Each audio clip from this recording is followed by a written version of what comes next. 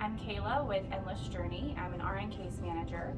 I've been with Endless Journey for a little over a year and a half, and before I worked in hospice, I was a nurse in assisted living, nurse management, and I did home health.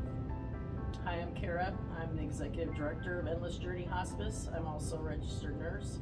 I've been with Endless Journey for about a year now. Prior to that, I did a lot of years of work in long-term care, including being a Director of Nursing and a licensed nursing home administrator. In both of our experiences, we've had conversations with hundreds of families about hospice and how you choose a hospice.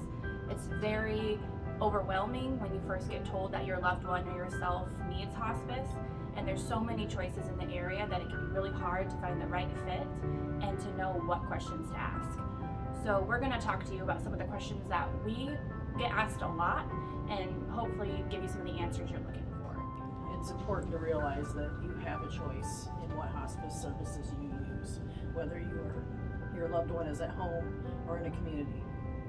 And each hospice offers different services that may or may not work for you. So it's important to review all your choices before you make a decision. One thing that most hospices have in common is they're going to have a nurse, a CNA, a social worker, some type of spiritual care, bereavement, and then some of them will have some type of holistic service. So it's good to know what you as the patient or your family member is looking for and how often those services are going to be available. The Medicare minimum for nursing is once every 14 days.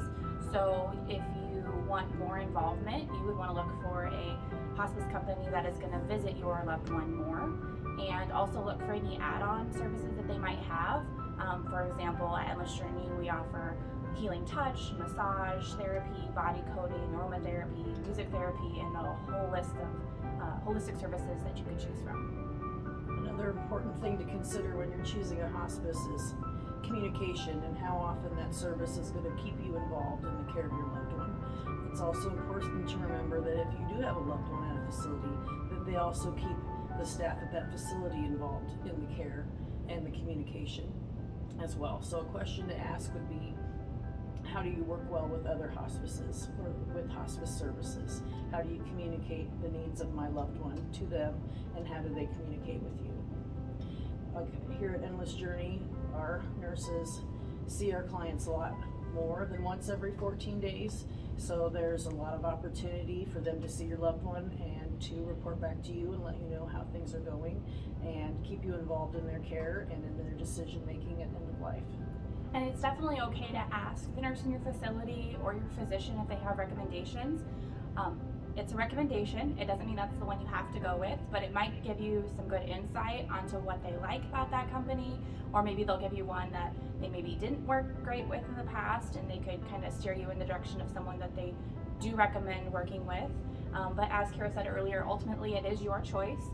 And I recommend interviewing these companies. It's okay to interview more than one. It's okay to set up meetings with multiple hospice companies and ask them the questions and see which one you fit with. And sometimes it just comes down to the personality and who you feel most at home with. This is such a personal process that you want to feel comfortable with the nurse and social worker that is going to be taking care of your loved one.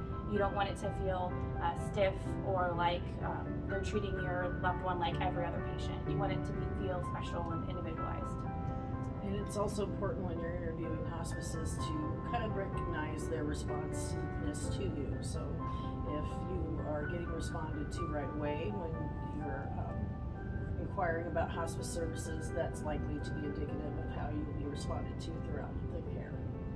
Typical business hours are great for a lot of hospice companies, but it is good to know that what happens in the middle of the night when your loved one might have an unmet need, especially if they're living in assisted living where there might not be a 24-hour nurse on staff. It's good to know that there is a nurse available. Like at Endless Journey, we always have at minimum 2 nurses available on call if your loved one were to need nursing attention, and there's also social work, spiritual care available as well.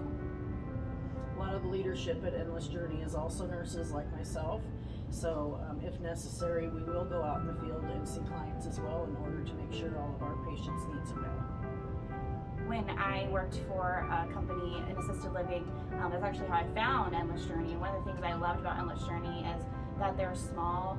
They're family owned here in town. It's not a big corporate company that is all over the country. So I knew that if I called, I could get the president if I wanted. I could get the executive director to answer the phone. I could get things handled very quickly.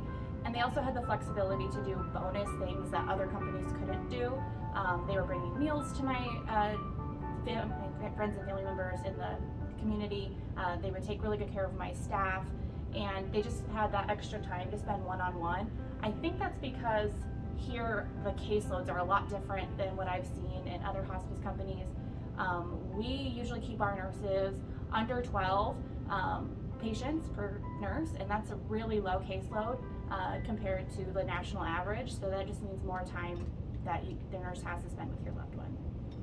Yes, here at Endless Journey, we understand that we can't always know how long a visit will take, and we want to make sure that our clients get the time and the attention from our staff that they deserve.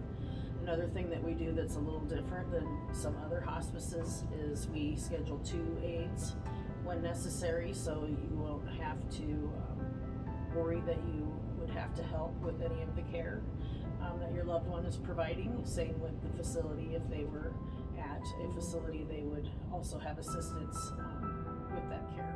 Another really simple thing that you might not have thought about is the fact that Endless Journey does not say hospice on our name. So that can be really helpful if you've got a loved one with Alzheimer's or dementia where hospice might be a trigger word. We don't have to say hospice, we can say helping hands, and that can really bring a more positive light to the things that we do. We want this to be a positive and uplifting experience for you and your family. There are so many questions that you're going to have, and we don't expect to answer all of them in this video, but we hope that we prepared you with some good starting points to jump off and start interviewing some hospice companies. Of course, we would love to have you choose us, but we know that you have to find the best fit for you. So thank you for watching, and we hope that you like and subscribe to watch more of our videos. There's so much material that you can learn. Even if you don't choose to go with us, we hope that you leave this channel feeling more educated and more prepared.